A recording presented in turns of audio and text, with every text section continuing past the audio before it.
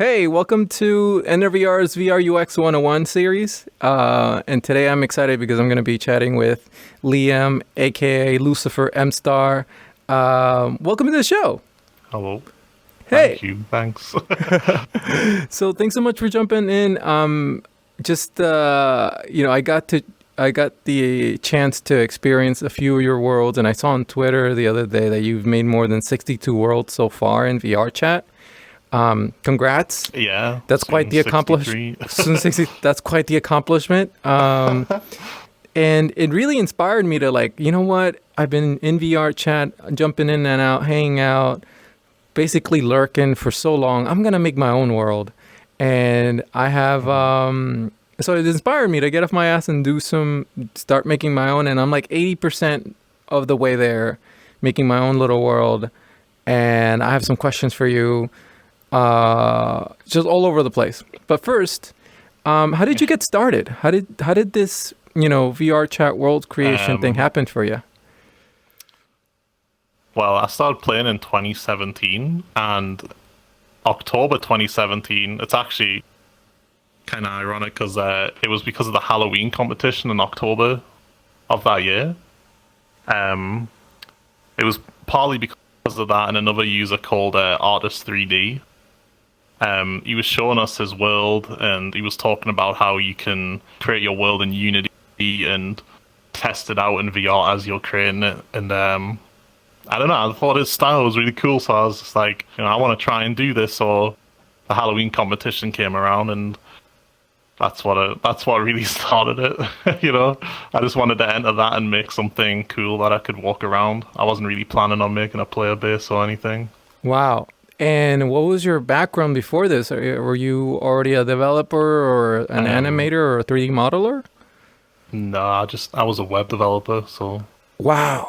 Yeah, you've come quite a long way. Quite a long way. Like this is crazy because I know Artist3D. I've met him through a friend. He's really cool. Yeah, he's super dope. So that's funny how.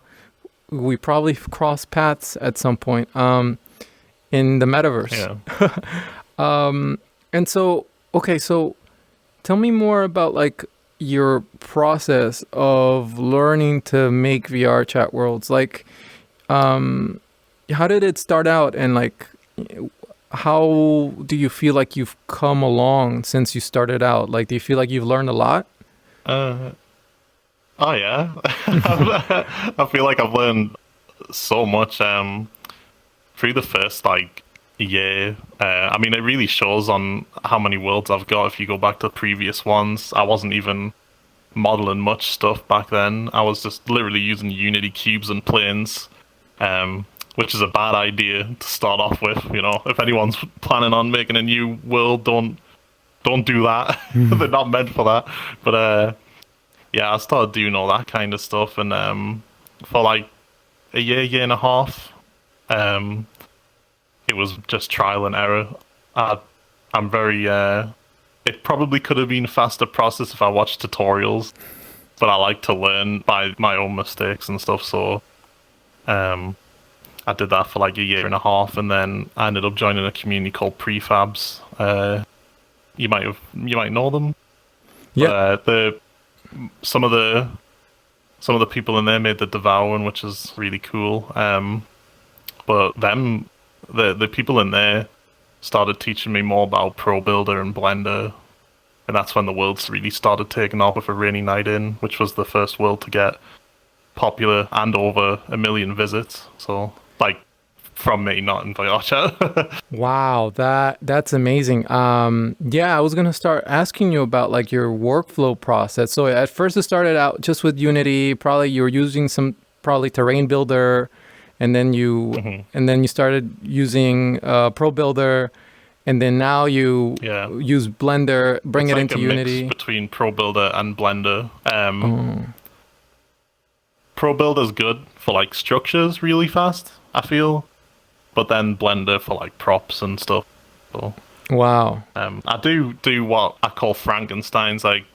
This world is actually pretty early, the one we're standing in, but it's a mixture of my own stuff and then also assets.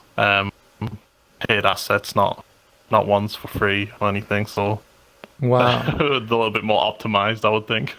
Yeah, I mean, I'm just impressed by, I would think this world took a lot, like it's just, for me, it just feels like one of the things that stands out to me about your worlds is sort of this aesthetic to them where they're so fucking cozy. I'm not gonna lie to you, they're just so cozy. And I don't know if that's by design or if that's sort of just something that you run into, like we're like, yeah, this is how do you approach that? Like, what is your mind you, I looked at a bunch of your worlds and they're all over the place. They do vary greatly. The older ones are a bit more memey, I would say. There's a Left 4 Dead map. There's the one where it's like giant tingles everywhere, and then there's a lot of the popular ones. It seems like are just around this coziness to them. I don't know. Can you tell me a little bit more about what, like when you were thinking about designing a world, do you already have it in mind what you're gonna make, or are you just going as making as you go? Most of the time, the ideas just like happen from, maybe I'll be outside or something and I'll see something I like and I'm like, it would be cool if there was a house there or something. Or, I'd see a hill and I'd be like, well, it'd be really cool if there was like a house hanging off there, or a room, or a cave, or whatever. Once I've got that initial idea, Pinterest is a massive help. You can look through there and you can get like inspired by stuff, or you can get ideas from it, recreate some of the images on there. I've done a bit of both.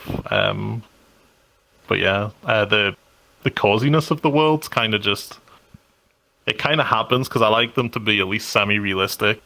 I think there's a lot of cartoony or anime-styled worlds on here, and there's always room for some more semi-realistic kind of things. And when I start editing post-process and trying to make it look a bit more photorealistic, it kind of just ends up being cozy too. So I would have never, if it wasn't for you just bringing it up, I would have never learned to use Pinterest.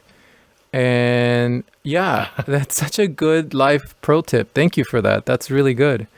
So I want to go back and ask you a little bit more about the data that you got in terms of you were able to get 1 million visits to a couple of your worlds or one of your worlds so far. Or tell me a little bit more about that data that you're getting from VRChat about your worlds, because I haven't published mine yet, so I don't know what that looks like in the SDK or anything like that. It's on the website. Anyone can see it. It's got like, how many people favorite, how many visits, how popular the world is currently. The Rainy Night In world that I created, it was getting like 500 users, like not each week, sorry, like concurrently almost for like a week or two. That died down, but that did get over 1 million visits.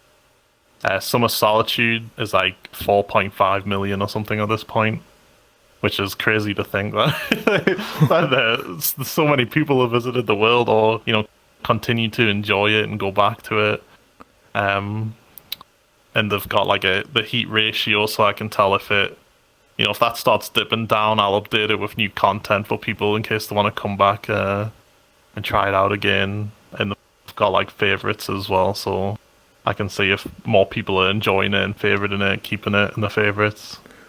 Wow, it really helps. So yeah, I know, and I'm curious to know, like, why do you think those worlds are so popular in particular? What is it about them that you think gets people coming back? A Rainy Night In, the player base still goes up a bit, but it's kind of down.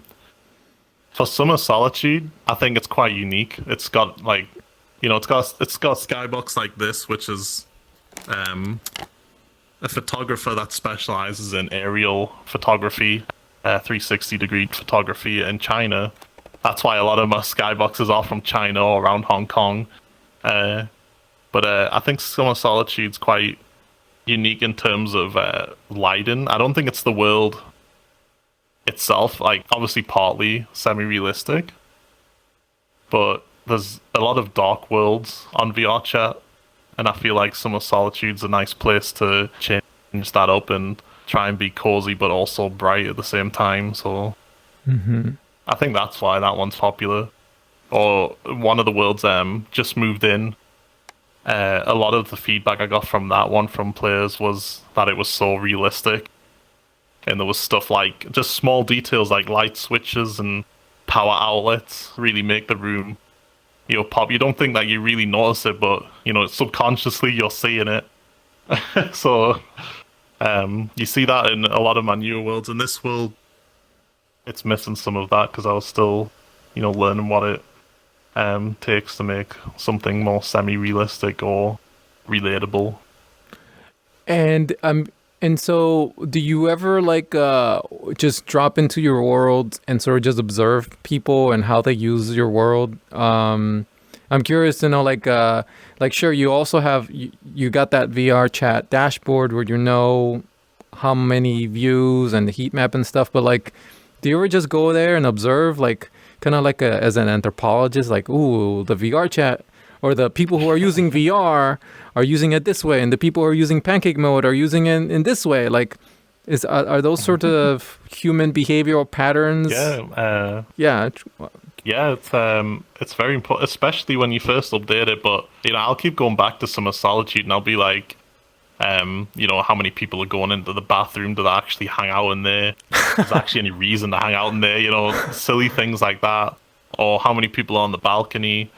I'll just try and see if anything, if it's not being used, like the bathroom, if it wasn't being used, I would remove it for optimization, but I'll replace it also so I don't upset players. Or I'll add stuff that I'm hearing a lot of the time suggested. I'll go on an alt account because I'm quite recognized on here. So I'll go on an alt account and I'll listen to people's ideas. They'll be like, wouldn't it be cool if there was a seating here, area here that dips down in the ground, or it would be really cool if the mirror was here, stuff like that, and then I'll change it and add it. Wow, you're going undercover. That's so funny. It's really important. I think I see a lot of people making the mistake. They'll make nice worlds, but then as soon as it's in community labs or made public in general, they'll go into a private world, and people will be like, they'll click on it, and they'll just see, there's 4 players in a private version of it, but that person's missing out on players' first experience going into their world, and if there's any errors they could find straight away, or if there's any features that could easily be added the same day. I think it's really a really good idea, and a lot of people should start doing that.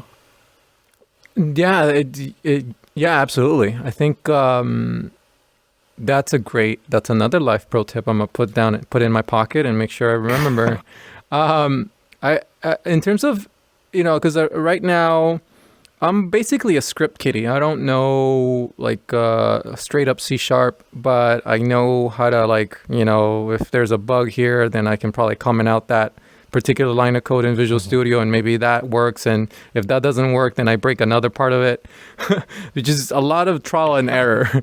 And at this point, I do want to get better at Udon. But all things considered, SDK 2 or SDK 3? Which one is better for my purposes, or just in general, in your opinion? It's a very split opinion. Personally, SDK 2 for Hangout Worlds. I think I don't think there's any reason to change to SDK 3 just yet for Hangout Worlds anyway. Summer Solitude will be changing over to Udon because someone's making moderation tools, which will be easier. But if it wasn't for that, I would keep it on SDK 2. SDK 3 tends to break with each update quite a bit. So I've got 60 something worlds. If I start doing them all in SDK 3, that's a lot of worlds to update if something breaks. Game worlds, I think SDK 3, obviously. You can do a lot with SDK 3. It's great. Like I'm not like hitting on SDK 3 or anything. It's a great tool. It'll definitely take over SDK 2, but at this point, I don't think it's ready for like novice creators or hangout worlds in general. So SDK 2, I would say. Yeah, the reason why I was leaning closer to, or I've been leaning closer to SDK 3 was, or at least my thinking was, well, I'll use SDK 3. I'll get good at it while it's early and it's still nascent. And when it's nice and mature and fleshed out, in the future, then I'll know quite a bit. Specifically because what I want to play with is not necessarily gameplay mechanics, but more like different types of user interaction mechanics. Like, sure, in SDK 2, you can drop a chair and you can sit on a chair, or you can toggle a button by like laying down a cube or something. But I want to push that envelope. I want to make user interactions that are a little bit more novel, more weird. Like, for example, I remember seeing something in a from the VRChat VK market. I remember some event from Japan was going on, and they had these crazy worlds from Japanese creators, and there was this one particular user interaction with this cube where, like, if you flip the cube in different directions, it would activate a new action. And I was like, that's cool. Like, that's novel. That's different, And so, that being said, do you think SDK 2 could still provide me that next level of, because I just in the sense of where I want to push the envelope of like interactions and stuff. Do you think that SDK 2 has that ability? Oh yeah, definitely. It's there'll be probably a lot of workarounds for more complex stuff, but you see stuff like the Devour Room was done on SDK 2, and that's absolutely amazing. That's definitely pushing that to the limits. Oh, nice. But that was like mainly because of a user called Cyan Laser, and he's like an expert at that kind of stuff. But it's not a bad idea if you want to use SDK 3 and learn as it grows. They are changing a lot of stuff and adding a lot of stuff. It's not a bad idea. If I was going to do that, I would make that a side project, I'd have like a little Unity world for, SDK 3 testing, and then I'll have my SDK 2, world out as well. Because you don't see, there's no reason to think that SDK 2 is going to get deprecated like in the future, right? Because it just feels like it's so entrenched already in the community. Yeah. Okay. They have said that it will eventually get replaced with SDK 3, but definitely not anytime soon. Like, it's probably going to be, another 2 years until they get rid of SDK 2, I would say. Because SDK 3 took like 2 years just to get to this point, maybe even longer. Cool. Thank you for that. Another question that I have regarding the Unity Asset Store is, for example, I'm making this world where I live in Northern California. There's a lot of like hilly, woodsy areas, and I just dig that stuff. And so I made my own hilly, woodsy little world. And I dropped some rocks that I got from the asset store. And this is the cool thing about like testing with the SDK, where like inside the editor, like in the scene view, it looks great in Unity. Like, but then once you put on the headset and you get the sense of scale, and then the VR bugs jump in where like the grass is like waving with your head movement, and then you got to go on Google and figure out why that's happening, and then you fix that. And then you realize, oh shit, now the woods are shiny, so I got to make sure that the reflection is down on the material. Ultimately, I landed on another bug where I just gave up. I was like, you know what? I'm just going to go find another asset. And to make a long story short, on the rocks, because the rocks are too transparent. Anyway, to make a long story short, or the question, how do I navigate that? like it seems like not all Unity Asset Store assets that are free work great with VRChat. Is that sort of what I'm getting at this point? Pretty much, yeah. Having free assets are always good, but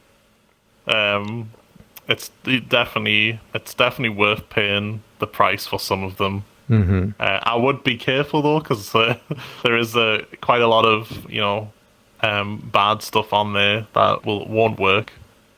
I tend to avoid anything transparent, like if it's a glass water shader. I tend to avoid that because VRChat. Well, VR in general, it's not just VRChat. It wants specific kind of transparency in water shaders and stuff. Or the grass, like you mentioned, the grass was like following your head. That's a billboarding issue. That's actually pretty simple to fix once you know, but all that kind of stuff, literally all that kind of stuff. I used to do what you did and Googled a lot of the stuff. And then I would try the VRChat Discord, which isn't exactly helpful right now for the amount of users using it. Just gets lost. But I can't shout out the the prefabs community so like too much. It's just so it's like it's a really helpful community to get into, especially if you want to create worlds. They'll let you, as long as you're a decent user. And you want to create and you show that you want to self-learn, not just like leech off others. Mm-hmm. They're really helpful people. I remember I have it saved in my bookmarks on my web browser. There's a website, or there's this. It's just a spreadsheet of like from VRC Prefabs, the Twitter account. And it has... Yeah, that database is really good. Yeah, so it has the tabs by SDK2, SDK3. So you'd recommend that Excel spreadsheet? There's so much stuff on there. There's so much helpful stuff. There's actually some tools that'll help you set up SDK2 to make sure you're not missing anything, like jump. Is there any mirrors that are left on? Because you don't want them turned on by default. It'll make sure your light settings are all set up, and there's another one for SDK3 set up by the user called One. There's just if there's anything you need, just check the database, because chances are if you've encountered an error or you need an asset that's quite common, it's definitely going to be on there probably. Nice. Okay, well, thank you for that. Yeah, it feels like just navigating sort of the world of prefabs and assets requires a little bit of trial and error and a little bit of like initiative in terms of finding the Discord or finding the best resources. But if you eventually you do, I guess. Yeah, it's definitely good. This time in VRChat, like I started when there was 60 users online a day. You could get everyone into an instance because the cap was 80. There was that little people playing. It was so hard to find answers to questions, even on Google, because some stuff's like 20 years old at this point or whatever. At this point in VRChat, a lot of the beginner errors with Unity and VRChat and VR in general, they've already been answered, so you could search the Discords and stuff. It's a really good time to get into creating in Blender as well, and Unity, especially Blender 2.8, 2.9, because it's a lot like Unity now, so... Yes, especially... Well, the thing about Blender for me was that what I should have done is that like there's a way for me to go into the Blender settings and turn all the like the shortcut keys on the keyboard to mirror the same as Unity, because at this point I remember trying to learn Blender and just trying to remember and adapt to these whole new set of shortcut keys on how to rotate the objects and how to align them, like all that stuff. It was breaking my brain because I'd already like segmented my knowledge in the Unity shortcut way of doing things, and then I was trying to learn Blender, and I was just like, this is too much. This is too much. Trying to go back and forth. So I think what I'll do is I'll turn the preference to mirror Unity, and then I'll just have like one whole encompassing way, because it seems like Blender is the way to go if you want to make it your own asset that is well optimized and, really just, it really like, just really original. Yeah. yeah, and like, serves the purposes of whatever you want to do in your world. So, yeah, so Blender is the way to go. I remember seeing a blog post from VRChat where they were like, yeah, here's a list of some of the cool assets on the Unity Asset Store. So there's that. Let me ask you a little bit more about your ultimate vision for what you want to create with these tools with VRChat SDK. Like, what does that lead, hopefully 2 years, 3 years, 5 years from now, where does that lead you to? Like, what kind of worlds and experiences you want to make here?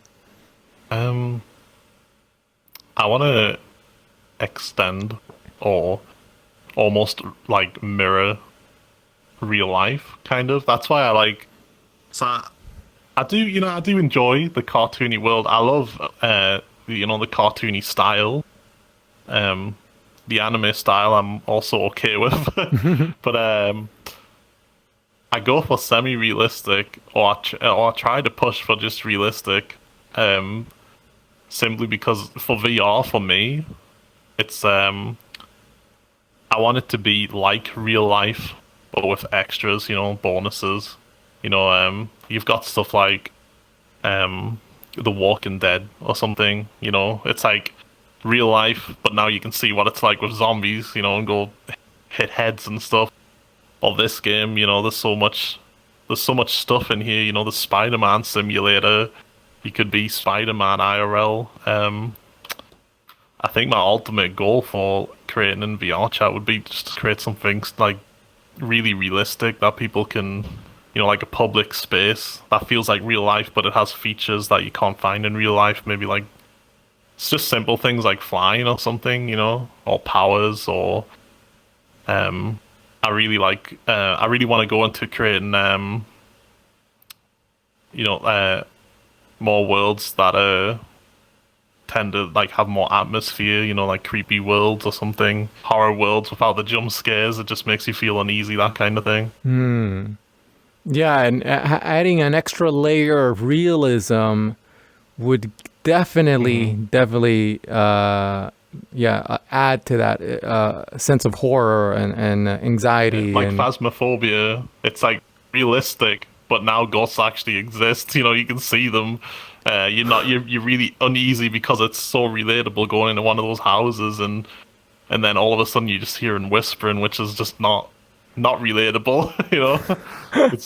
It's something, it makes you panic because you're not used to it. So, as a VRChat world creator, what is your ultimate, or what is your current wish list for like features from the VRChat developers look like? What would you like for you to be able to, what kind of features would you like to wield going forward to, take you closer to your goal?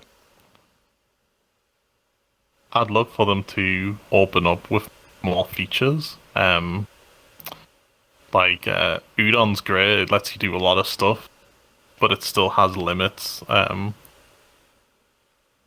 can't really I don't know, I think it's still too closed, the game. It's still got a lot of rules. I can see why they have it. There's a lot of users on here that want to abuse that kind of thing, but I definitely think they need to start opening up on some features. Like they used to have web panels where you could open up a website or something. I think they should bring back that. I think that has like an opportunity to change an entire world to like pretty much. You could. I know you can watch like YouTube now and stuff, but you could watch. You could open up Spotify for party rooms or something. Just simple things like that. Moderation tools for world creators.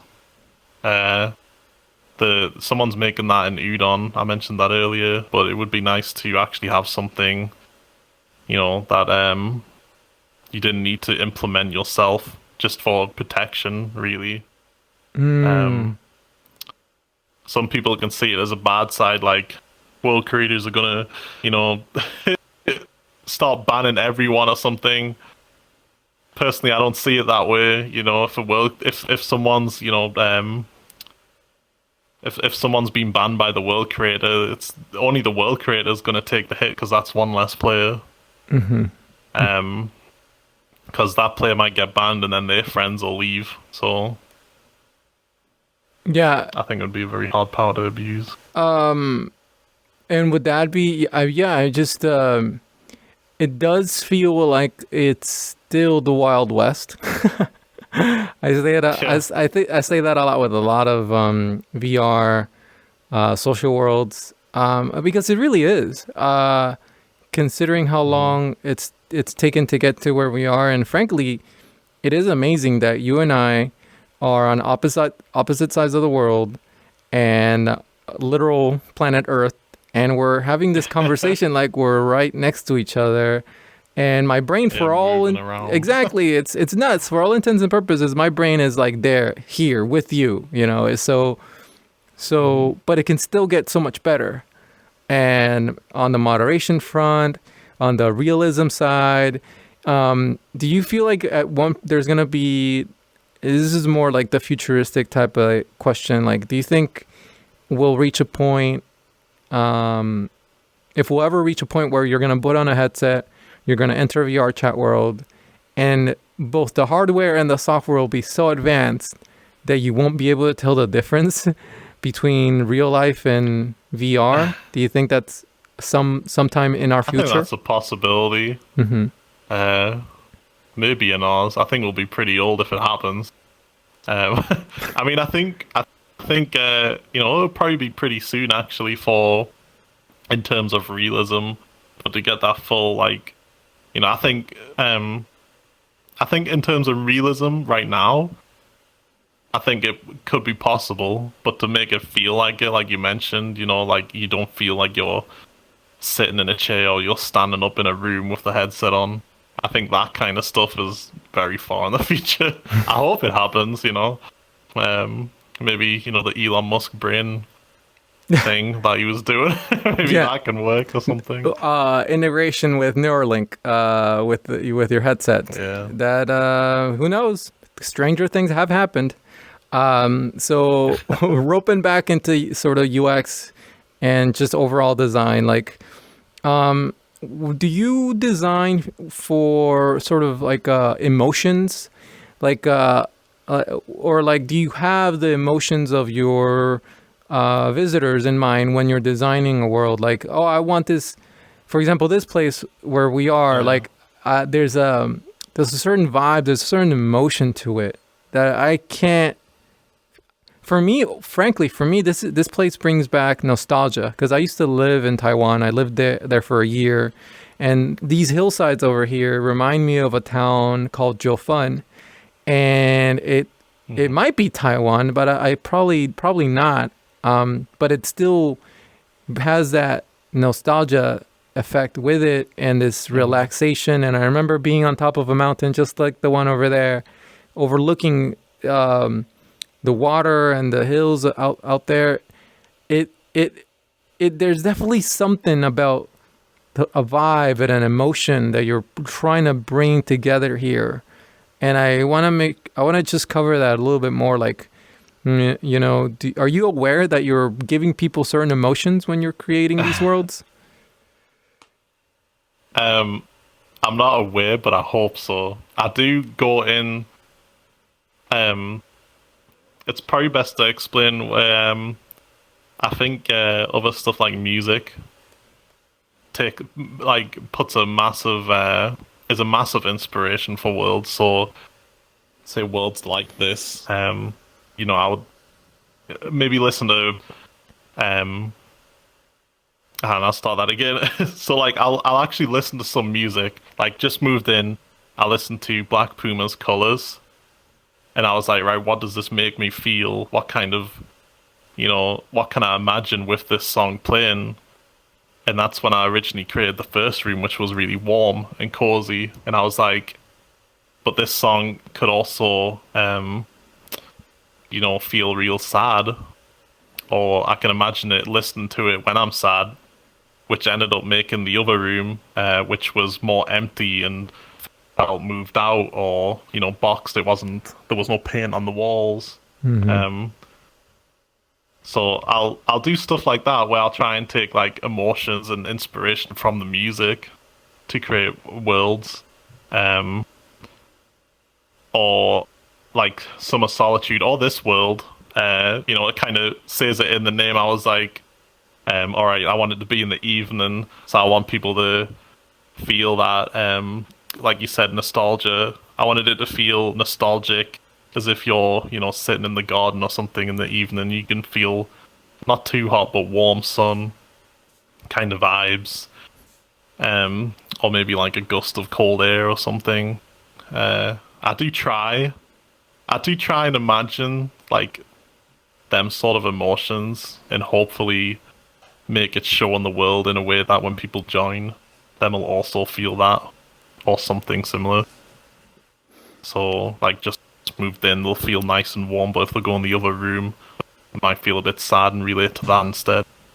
You're definitely an orchestrator of emotion without you knowing, and I think it goes to just speak how well you've come along in terms of just these are some, like, your world is some of my favorite worlds in VRChat so far, and so I commend you on that. Thank you. And I'm curious just to know two last questions. One, I want to know more about these fucking amazing skyboxes. And two, before we talk about the skyboxes, I want to know if you've ever been surprised about a user using the world in a way that you weren't expecting it. Like, have you come across that sort of... So the skyboxes I'll start with. It's the guy's called I don't know how to pronounce his first name because he's Chinese and I've only spoken to him in text. I think it's like Chao Chen. It kind of looks similar to this is gonna sound bad. It kind of looks similar spelled to chicken, right? But it's not chicken, but it's kind of similar to that. So I'm gonna say Chao Chen probably, and then one. You can find his name on Summer Solitude actually if you need that. Oh, cool. This world hasn't got updated with it, but he specializes in 360-degree aerial photography, and he sells them on his website. They're not cheap, but I asked for permission to use some of them, and he gave us permission, which is cool. Non-profit, obviously. I don't sell them or anything. But he takes some amazing shots like this one, really high quality, and it definitely helps the world and the vibes that you get from the world. There's a lot of people that I've seen come into the world and they've just stared out at it and just, in VR, if you're not thinking, it almost feels like you're there. There's some... there has been some users join Summer Solitude and they're like, how did you model all this city? And I'm like, I didn't model it to picture. It's Hong Kong. I'd be so impressed if I did it. It wouldn't be in VR chat. Like, it would be its own thing, probably.